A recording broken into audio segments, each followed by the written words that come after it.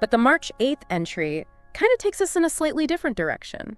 But it's still totally connected. It does, yeah. It shifts our focus kind of outward, challenging us to think about what it means to fully preach the gospel, just like Paul did. Oh, yeah. It starts with that verse in Romans where Paul's talking about, reflecting on his ministry. He says, so from Jerusalem all the way around to Illyricum, I have fully proclaimed the gospel of Christ.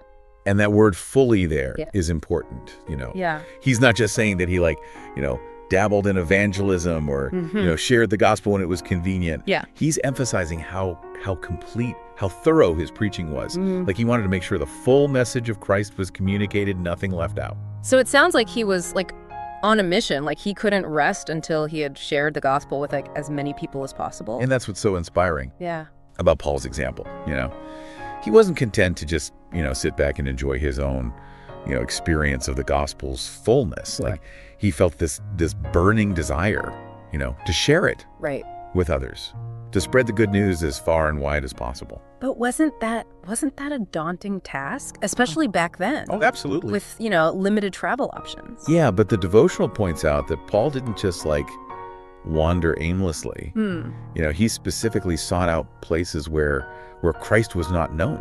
Where the gospel hadn't really taken root yet. Right. He didn't want to build on someone else's foundation. Right. He wanted to, break new ground. Yeah. To bring the light of Christ to those who had never heard it before. Oh, that reminds me of the Great Commission. Yes. In Matthew 28:19, where Jesus is telling his disciples, go and make disciples of all nations. Right. It seems like Paul really took that seriously.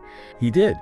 And there was a real sense of urgency behind his mission. In Romans 15:2-3, he even mentions that he had no more place to preach the gospel in those regions. It was like he had thoroughly saturated the area. Yeah.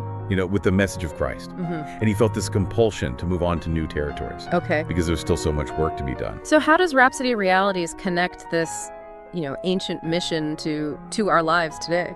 Well, they draw this parallel between Paul's mission and their own mission of reaching the world with the gospel. They even quote Matthew 24:1c, where Jesus prophesies that this gospel of the kingdom will be preached in the whole world as a testimony to all nations, and then the end will come. So they're saying that sharing the gospel is not only a privilege, but it's also an urgent task. It's something we need to be actively involved in, just like Paul. Exactly. And while we might not all be traveling to, distant lands to preach the gospel, we can still be a part of that global mission in our own unique ways. We can support organizations like Rhapsody of Realities, who are spreading the message through, literature and media and technology. Right. And we can all find ways to share the good news in our own, little spheres of influence.